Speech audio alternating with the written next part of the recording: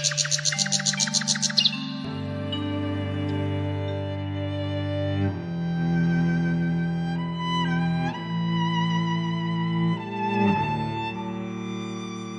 গো, তোমার আসতে এত দেরি হলো কেন? কোনো উপায় কি পেলে? না গো বউ, কিছুই তো করতে পারলাম না। মোড়ল বেটা বড্ড পাজি, বুঝলে বউ। এখন পর্যন্ত মোড়লের কাছ থেকে যারা টাকা ধার নিয়েছে তারা সবাই কিছু না কিছু হারিয়েছে। কিন্তু কেন? টাকা ধার এনে সময় মতো পরিশোধ করলেই তো আর কিছু হারাতে হয় না। তুমি ঠিকই বলেছ, কিন্তু গায়ের লোকদের কাজকামের যে অবস্থা, একদিন কাজ করতে পারে তো 2 দিন পারে না। তা কিভাবে টাকা পরিশোধ করবে? আমারও তো একই অবস্থা, একদিন কাজকাম পাই তো 2 দিন পায় না। কোনো রকম দুজনের সংসারটুকু চলে। আচ্ছা, মোড়ল মশাইয়ের কাছ থেকে টাকা ধার এনে সময় মতো পরিশোধ না করতে পারলে মোড়ল মশাই কি করে? কি আর করে, সময় মতো টাকা না দিতে পারলে জোর করে বাড়ি ঘর লিখে নেয়। কেউ কিছুই বলতে পারে না, কারণ 5,000-এর বেশি টাকা ধার দেওয়ার সময় বাড়ির দলিল আগে থেকে নিয়ে নেয়। থাকবো, লাগবে না ওরকম টাকা। তার চেয়ে এরকম ভাঙা ঘরে থাকা অনেক ভালো।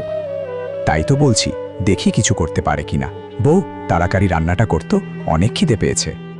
তুমি যাও, গোসল সেরে ফেলো, আমি তোমার জন্য খাবার বেড়ে রাখছি।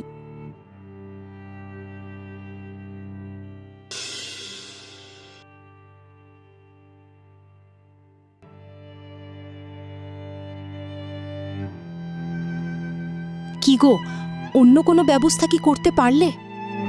না গো বউ, কিছুই তো করতে পারলাম না আজ।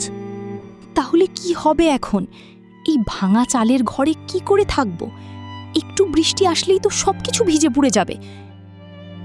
কি আর করব বউ, আজ তো কিছুই করতে পারলাম না। তাহলে একটা কাজ তো করতে পারো, যে কোনোভাবে এই ঘরের চালটা কিছুদিনের জন্য তো ঠিক করে নিতে পারো। আমিও তো ওটাই ভাবছি বউ, তবে আজ কিছুই করা সম্ভব না। এখন তো রাত হয়ে গেছে, দেখি কালকে সকালেই চালটা ঠিক করতে হবে। জোড়াপট্টি দিয়ে ঠিক হলেই হয়। এখন রাতে বৃষ্টি না আসলেই হয়। আল্লাহ, তুমি রহম করো।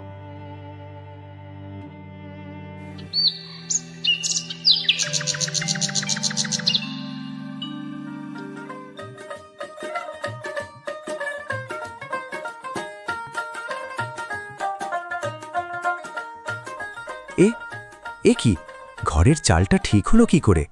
হ্যাঁ, তাই তো। এদিকে কিসের পাতা দিয়ে চালটা আটকানো?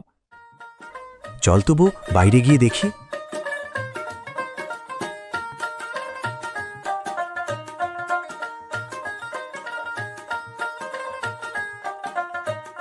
বউ,